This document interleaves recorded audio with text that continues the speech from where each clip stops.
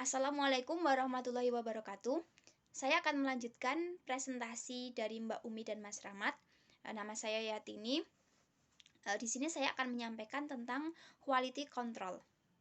Di mana dalam quality control ini dibahas tentang 6 strategi ketelitian metode kualitatif.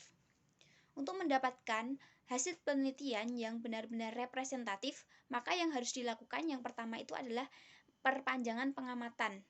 Yang kedua, triangulasi data. Yang ketiga, tanya jawab teman sejawat. Kemudian pengecekan anggota, analisis kasus negatif, serta jejak audit.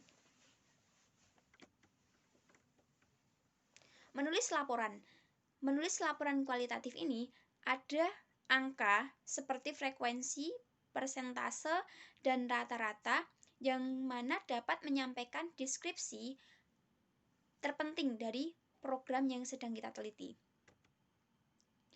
Hal yang perlu menjadi catatan dan diingat adalah bahwa yang pertama, program evaluasi disajikan secara ringkas dalam bahasa sehari-hari. Yang kedua, di badan laporan dijelaskan program dan latar belakang evaluasi.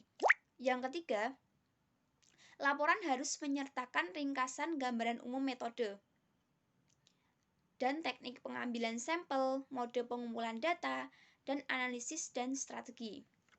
Yang keempat, studi kasus individu atau lembaga dapat ditampilkan untuk mengilustrasikan poin-poin kunci dalam temuan.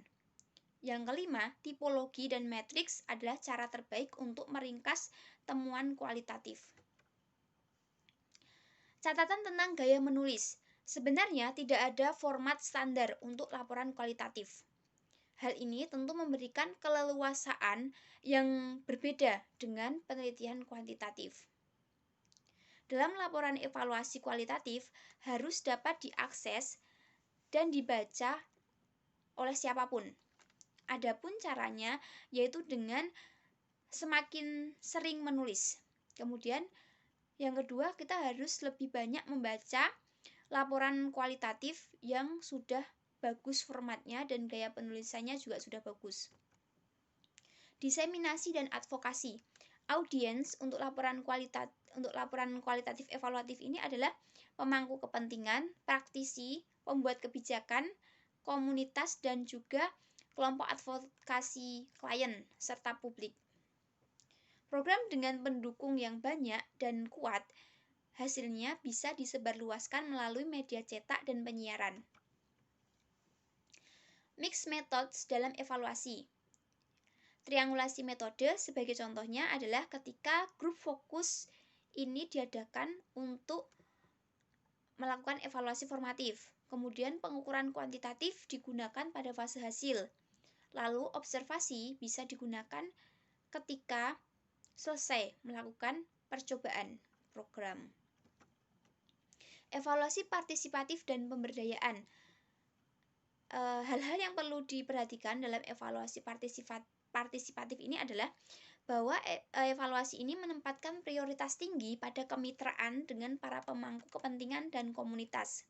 Penelitian partisipatif bersifat egalitarianisme. Keberhasilan studi ditentukan kemampuannya memberdayakan komunitas dan klien. Prosesnya juga adalah bagian dari produk. Oleh karenanya, nanti bergantung pada keterlibatan aktif anggota tim dalam bekerja sama dengan komunitas.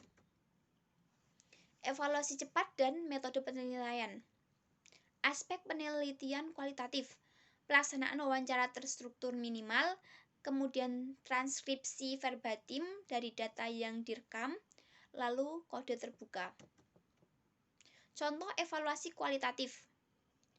Sebagai contohnya di sini ada studi kasus tentang evaluasi adopsi fakta berbasis praktik pada kesehatan mental menggunakan metode kualitatif dan campuran. Percobaan ini dilakukan di Kansas. Metodenya metode kualitatif untuk mengevaluasi 2 praktik berbasis bukti EBP dalam proyek demonstrasi 2 tahun di seluruh negara bagian di Kansas. Proses EBP ini terdiri dari dua. Yang pertama, pengobatan diagnosis ganda terintegrasi (IDDT) yang dikembangkan untuk membantu orang dengan gangguan jiwa serius.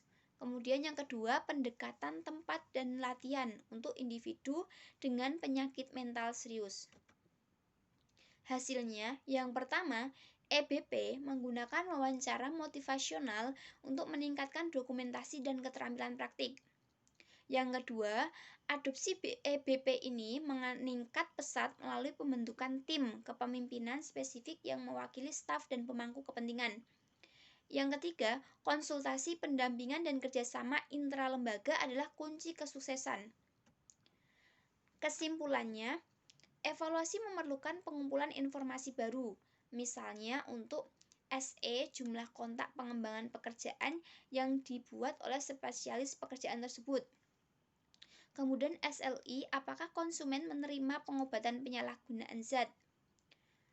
Terus yang ketiga, untuk tingkat yang berbeda-beda, pengawas di CMHC menggunakan tindakan administrasi sebagai kesempatan untuk memberikan umpan balik kepada staf dan memastikan tingkat kendali mutu. Itu saja yang dapat kami sampaikan dari kelompok 1. Semoga dapat diambil manfaatnya. Mohon maaf jika masih terdapat banyak kekurangan. Wassalamualaikum warahmatullahi wabarakatuh.